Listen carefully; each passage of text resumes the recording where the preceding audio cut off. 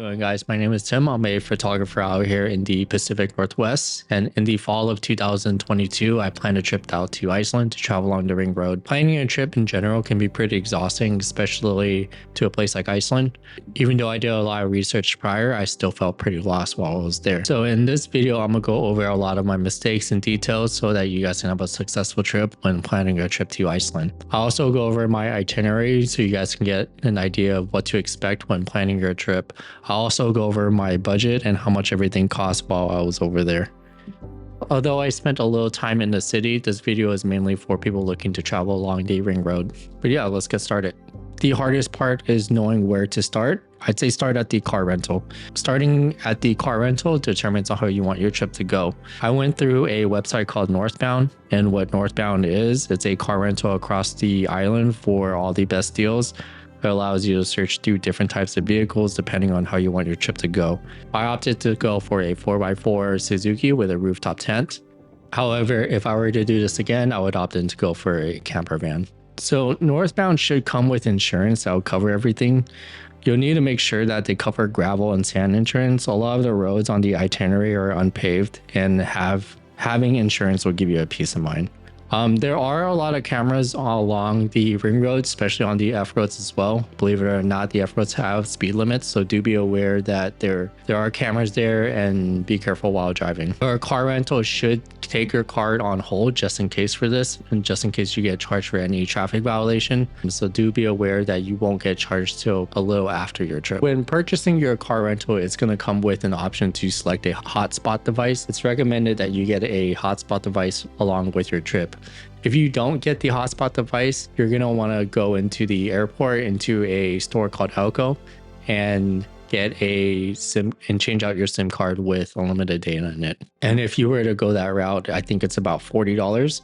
As a photographer, I carry a lot of gear with me, such as like batteries and hard drives and USB cords and whatnot. I would recommend getting a car charger, the one that plugs in your 12-volt cigarette lighter. I would recommend buying that before going to Iceland. Electronics are fairly expensive in Iceland. I think I paid like $80 for a USB cord and a car charger.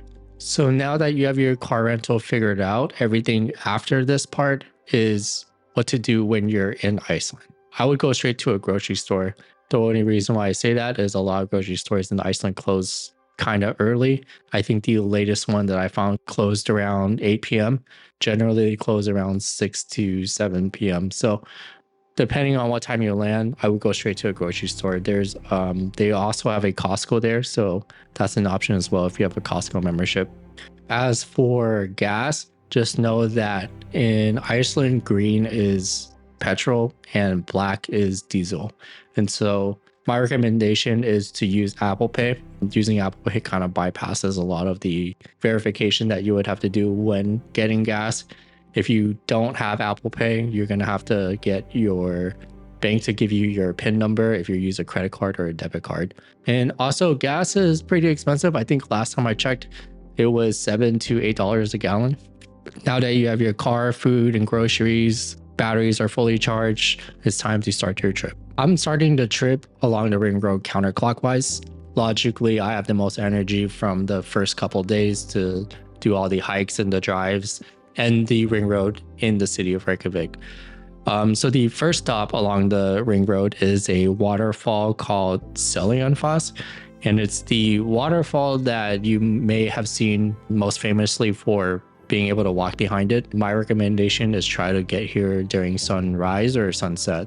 Also, at night, they do light up the waterfall, which is pretty cool. Not too far away from Seljalandsfoss is a waterfall that I don't feel like a lot of people talk about. It's most famous for the one that's within the canyon, and you can take some really cool photos there. You are going to have to walk into the canyon. Depending on what time of month you go, it is going to be pretty cold there, or the water is going to be kind of high. But after those two locations, you're actually going to get back on the ring road, drive about 30 minutes along it, and then you're going to end up in one of the more famous waterfalls in Iceland called Skogafoss. And Skogafoss is one of the most photogenic and popular waterfalls in Iceland. In the summer, there is wild lupins around the area, so they make for a great foreground just in case you want to take some photos there. You can also take a trail to get a view from the top, but honestly, I think the view from the bottom is best. So about 15 minutes down the road is the famous plane crash site. There's two ways to get there. You can either walk or take a shuttle. Taking the shuttle, I think, only happens in the morning and late in the afternoon. If you get there anytime after that, you do have to do the walk, and the walk is about 2 miles. So just be aware of that. But yeah, if you do have a drone, this is actually the perfect place to fly. It is pretty windy there, so if you have a DJI Mini, you might not be able to fly that there comfortably, but I had the Mavic 2 and I was able to fly there pretty well. Also, it is a popular spot, so do be aware that while walking in or out of the plane or on top of it, people are also taking photos and people are there to enjoy it as well. So do be aware of your surroundings. This would wrap up day one. And in fact, I actually went back to the first waterfall, Snæfellsnes, just because they lit it up at night. I wanted to do some long exposure shots. Also, there is a campsite not too far away from that waterfall, so I ended up staying the night there. And I'll link all of my campsites below so you guys don't have to kind of go around trying to find camp at night. So what I did was I called ahead and told them that I was going to stay there tonight, and it cost about $5. Okay, so now it's day two. And unfortunately for me, it was raining and windy during my first night, so I didn't get a very good night's sleep. So I ended up waking up at 4 in the morning, packing up everything and onto the next location.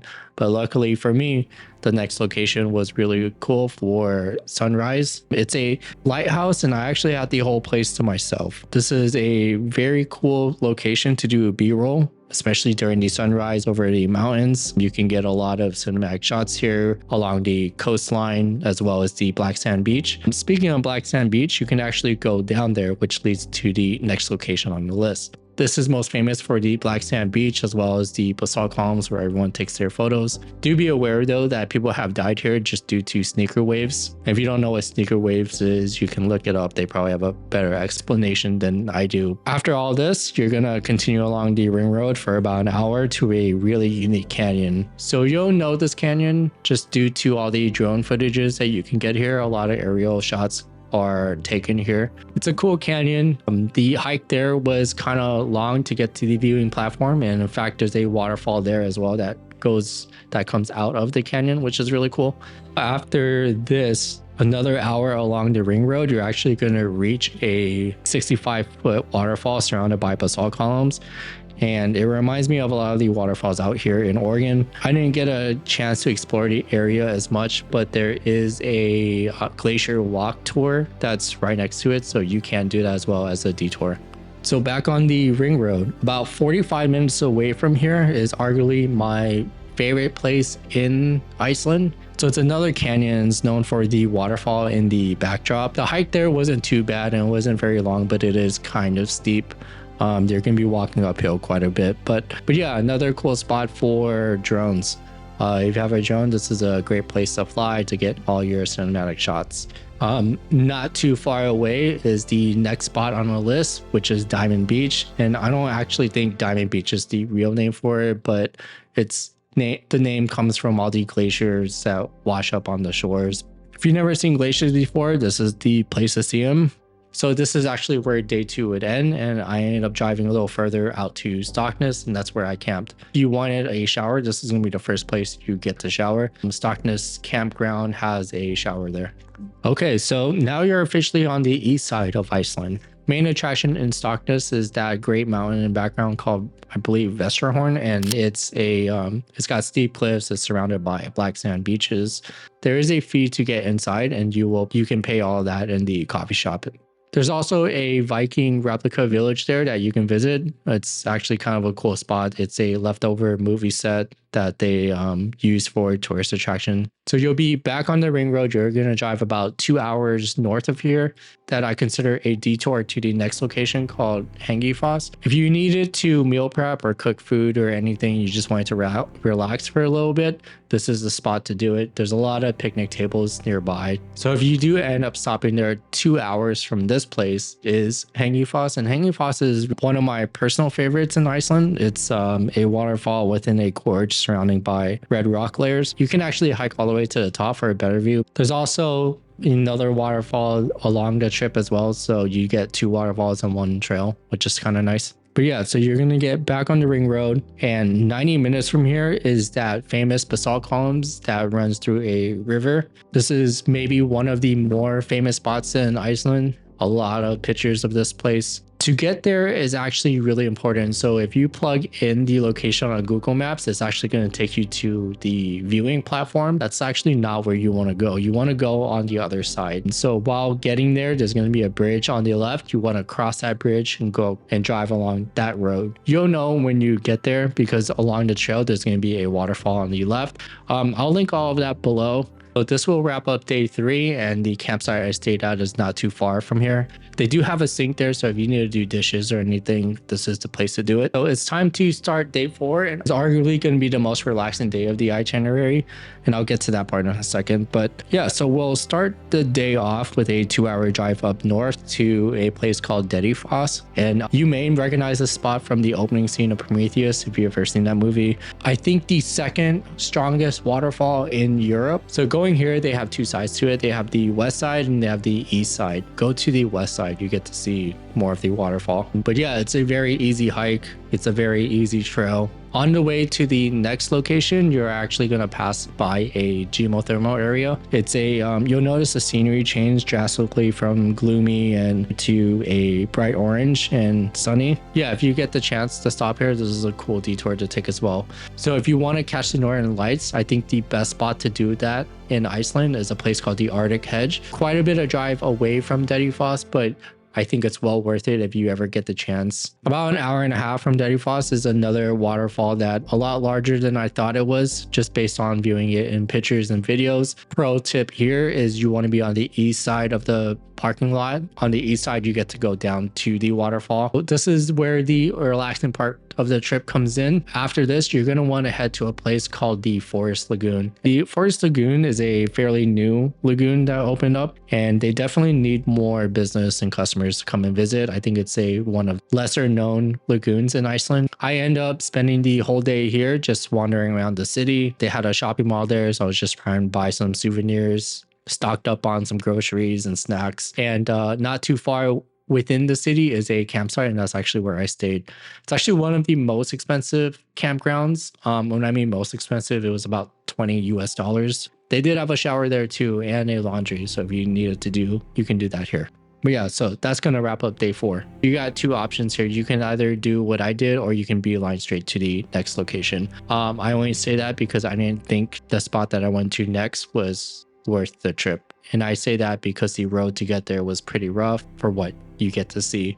But I wanted to do it. I wanted to get this shot of the really unique sea stack that's in the middle of the beach. So I wanted to do that for sunset. I ended up spending the whole day in the city again to kind of just get acclimated with civilization after spending a good couple days just solo in the middle of nowhere, just driving. Being around people was kind of nice. But yeah, if you don't do that, you can actually beeline straight to the next location because it is pretty far away. It's arguably my favorite waterfall in Iceland. It's actually, I believe, the largest waterfall in the West Fjords.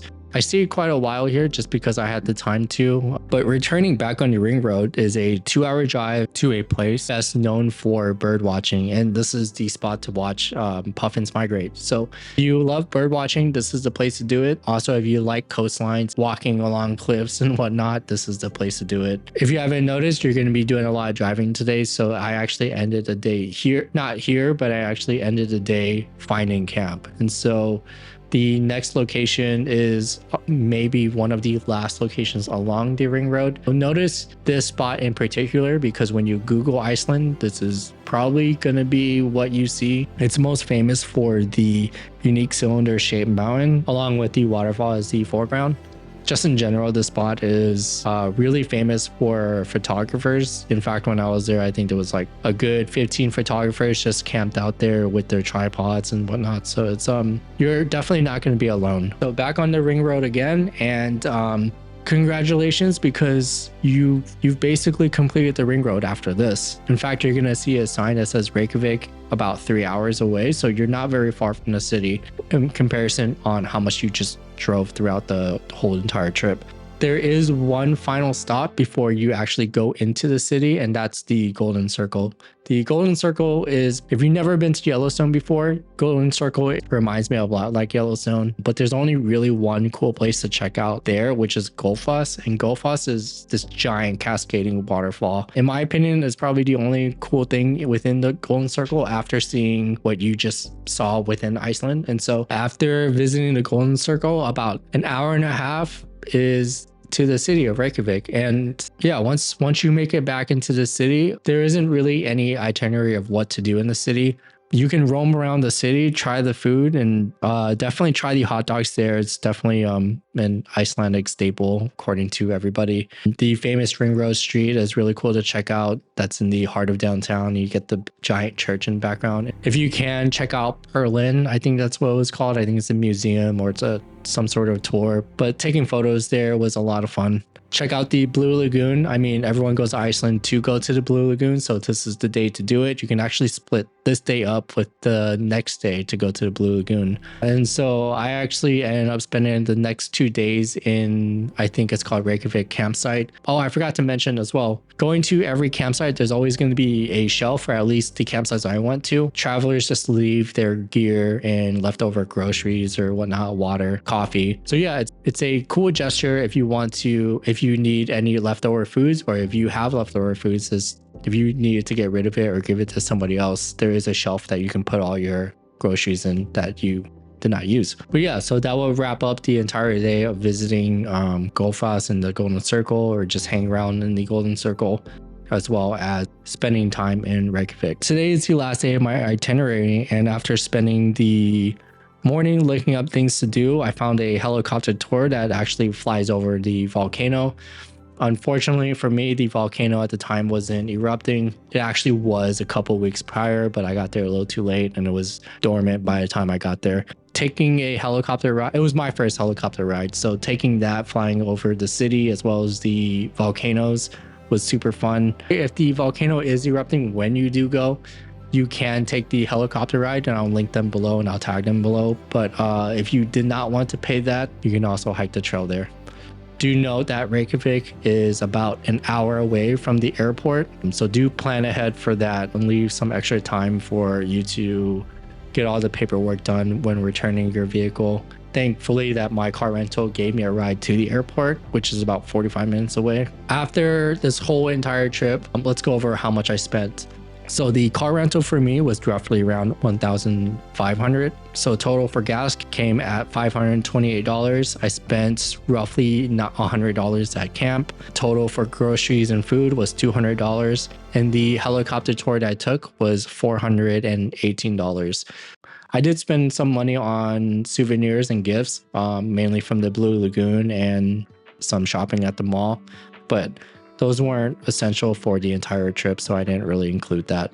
But yeah, so that's how I spent my 1 week in Iceland. I hope you found this helpful, and I hope this helps when planning your trip out to Iceland. It's a gorgeous place. I do want to go back another time. But yeah, stay tuned for my next video, because I'm going to go over what's in my camera bag and all my gear, all the stuff that I brought with me to Iceland. But yeah, so that wraps up the entire video. Take care.